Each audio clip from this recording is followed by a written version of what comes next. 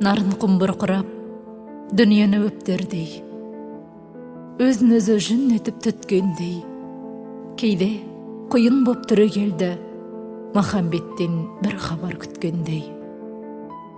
Тарамыс бұталарының саусақтар сақ-сақ күлгендей, сол күлкісімен жігерсіздікті бүргендей.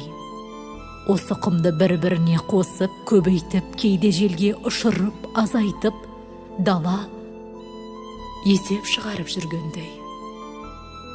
Дала нені есептейді, оны ешкім айтқан емес.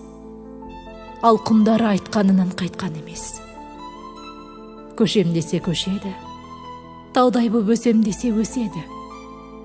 Жарты әлемдап жатам десе жатады. Кейде таулардан зор бұл құмдардың атағы. Құм арқалаған анақыр қазаққа пана дүр, бабаның батихасымен, құмдардың математикасымен өрілген дала бұл.